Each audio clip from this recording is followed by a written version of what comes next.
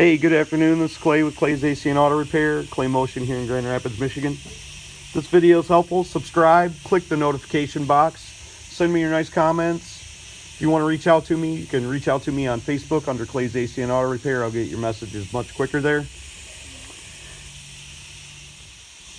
Remember, you can't break it, so why not try to fix it? And you can't break what's already broken. So obviously today we're working on a Ford Escape that's got rusted inner fender liners in it, and I made the video originally of us putting in the metal ones, the metal inner fender liners, which you can buy from Dorman for about 175 bucks, approximately. And this time, because we got both sides left and right that we got to do, and it's a little bit more difficult to get a hold of the driver's side than it is to get a hold of the passenger side, we're going to do a bracketing system. I'm going to show you how to make the brackets if you're going to make your own. You can also buy them on the internet for about $215, what I've seen on eBay. We're going to show you that, give you the measurements for that. We're going to show you how to cut it out. We're going to show you how to form it up and make a fiberglass panel out of it. And with this particular design, we're actually going to do away with the shock mount right there. Like I said, we're going to make a metal bracket for that. It's going to be a lot of good information, so I highly recommend you watch the whole video. Okay, so the first thing that we did was we obviously removed the back. This is pretty simple, pretty straightforward, removing the plastic panels. They come off with pushies. You can watch other videos on how to remove that, or you can watch my other video and I'll explain it to you there.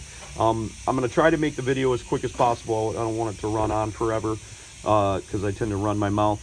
But so get the back out of here, take the plastic panels off, get down. You're going to need quite a few tools to be able to do this successfully at home. Quite a few people across the country bring me their vehicles because I do these very affordably, and two, because I do a really good job at these. In this situation, we're going to end up cutting out the rusted portions, opposed to the other way that you do it, having to remove all the filler plastic here, like these rubbery stuff, and that's really time intensive. Putting in the metal patch panels is very, very time intensive and labor intensive. It's not that this way is better or worse than the original way.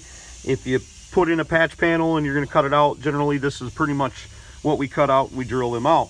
In this situation, we're not going to cut all of this out this time because it's not rusted back here. We're going to end up cutting off the rust right here and filling this in with fiberglass, and we're going to bracket it up this way with an L. But this is on a skew, and I'll give you that and show you the dimensions for that as well.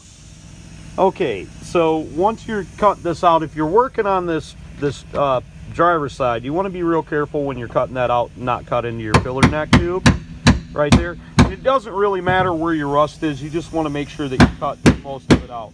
Obviously you can still see a little bit up in here, but we're going to sand that down. That's just surface rust. We're going to sand that down. Once you got it out, we try to leave as much of this lip intact as possible. And on this particular side, in order to get your bracket to fit flush, and I'm going to show you how to make this bracket here in a second. If you've got a welder, you didn't buy yours, there's going to be a back side right here, and you're going to have to take out the pinch welds. You can see how there's a couple layers of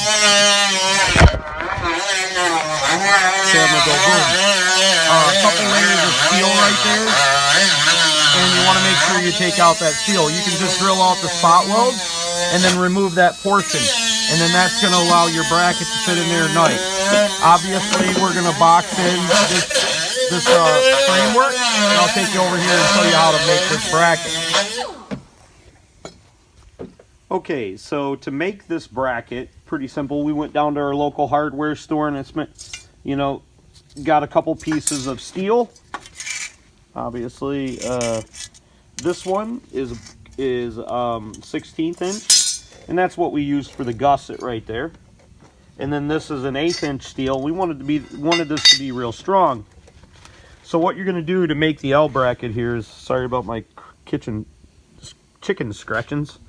You want it to be 7 inches long, and then you want the top to be, hang on. This bracket has a lip of approximately 2 3/4 from here to here.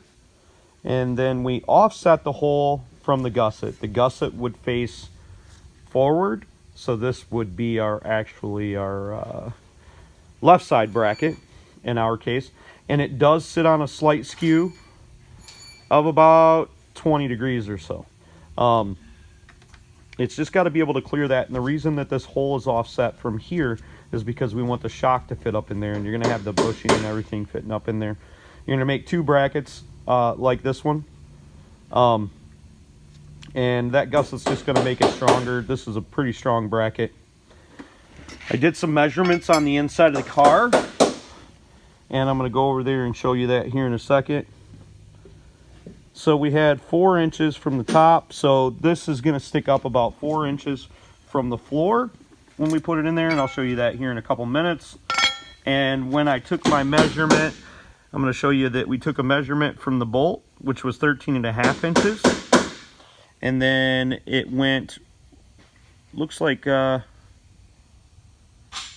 don't know what the hell I wrote there. I don't know what the stinking heck I wrote there, but I measured from this stud here because it's the same on both sides. Okay. And then I measured back into the floor, which actually was doing the measurements over here. And I measured there. And then I knew that this distance from here to my shock tower, what that was. And that's how I came up with the measurements. But if you have the measurements of the bracket, so you're going to go 2 3/4 right here. And you're going to pretty much center your hole in the middle of that bracket there like we did on ours. And then you have this 7 inches long. That'll make that fit up on the frame rail real good. Now I can't stress enough, if you have a bunch of rust up in here, you can't use these brackets. You have to buy the filler panels and put it in there. But you can see how we have that marked off on a skew a little bit.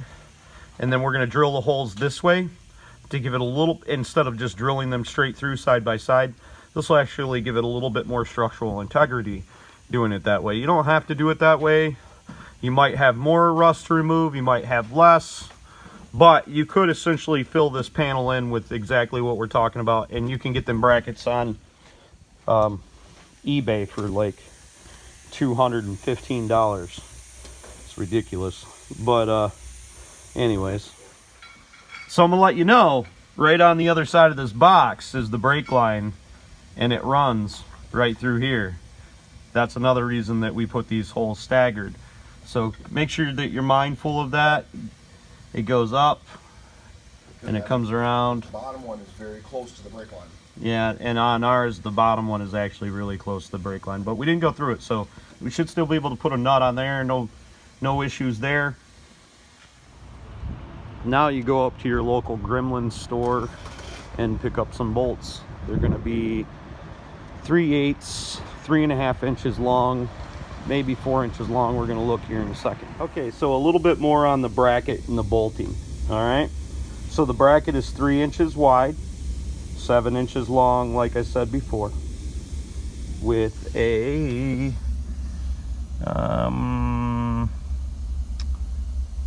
2 3/4 inch cap. So this cap is 2 3/4. Now if you take the bracket and you set it like this, and you want to know the distance from here to here is 2 7/8 from the center of that hole, leading off 1 inch 1/8 to the center of this hole. I'm going to remeasure that real quick just to make sure I'm right. I'm actually mistaken. That was 1 1/4 from this edge to that edge if you're on this gusset, and obviously for the other side you're just going to flip it around and do the exact opposite. Okay, I probably went a little bit overkill on the bolts, but the bolts are 3.5 inches long, 3/8 bolts. All right, I'm using locking nuts. You don't have to use locking nuts, but they sure do help. Now you can also use a lock washer with the standard nut. I got the lock washers too. We're going to put washers on each side of it just to make sure it doesn't pull through or move. So we've got 8 regular washers, 4 locking washers, and 4 locking nuts that we're going to put on this. We might not end up using the locking nuts on our application, but we wouldn't show you that anyways. But you could get away with the 4-inch bolt in this situation, but these are 3.5, just because in my brain that's what I was going to do. but 3.5 only sticks out just a little bit. So, you know, 4 inches would work too. That's what she said. Sorry, I'm going to be flip-flopping a little bit, but I wanted to show you guys that we're up in, we're compressed a little bit, and the shock fits in there really well. And we've got a lot of clearance between our control arm here, which is normal for the factory. I'm gonna let it out and show you why I showed you this. Now, the reason I showed you that was because if it's at full extension, it will not fit. But when you compress the shock a little bit, it seems to fit. I know. Okay, so you're gonna take a 9/16 wrench and a 9/16 socket and tighten these up. I'd say like 60 to 80 foot-pounds, probably enough. You don't want to squish the box, you know, terribly bad, and you want to make sure that you have the same washers on the back side. I put lock washers on the front, and then the locking nuts on the back, along with regular flat washers. So that's it installed in there. Sitting pretty sweet. Pretty excited about that. Okay, so now we got our shock towers in place, and we've got this aluminum that I bought. So I got this at my local Ace Gremlin store as well. It's oh, it's called Gimmins? Gimmins. Oh, well, I like to say Gremlins. I can't read. I'm illiterate. But anyways, it's bright aluminum, insect screening. Seemed to do the trick. We think we got it pretty nice. And it's hard to tell, but we tore off some strands from our leftovers that we cut a set of section, and then I started tearing the little weaves off right there. And then I weaved it down to hold it on there. What we're thinking we're gonna do is we're gonna do light fiberglass right here, and then we'll able to just drill up through our hole. I know we have 2 holes because Jeff messed up the first time, drilled the hole in the wrong spot. Then we just took the tape and we basically taped it down to make somewhat of a, oh, I cut my hand, that hurts. Anyways, to make a fixture like we had originally, so it has a nice contour to it, and we're able to stick our Bose speaker back in here, factory Bose speaker, and we'll tape that down a little bit more, and then we'll start putting on our fiberglass mat, which is gonna be nasty, and we'll start resining it. Then we'll sand it tomorrow, paint it. She'll be sweet. So now we're going to take our fiberglass matting.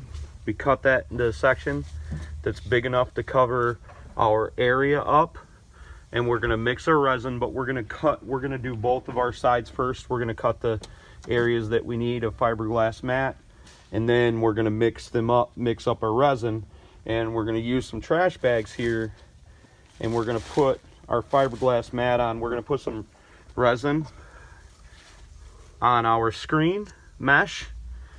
We don't want it to drip through too much, so we're not going to soak it, but we're going to get it nice and dense. The rule is you're going to have to read the instructions, and you're going to need a scale to weigh it out, because if you make precise measurements on your hardener and your resin, your work will turn out real nice. It'll be sandable and everything. You primarily want this to disappear when you put it down on there.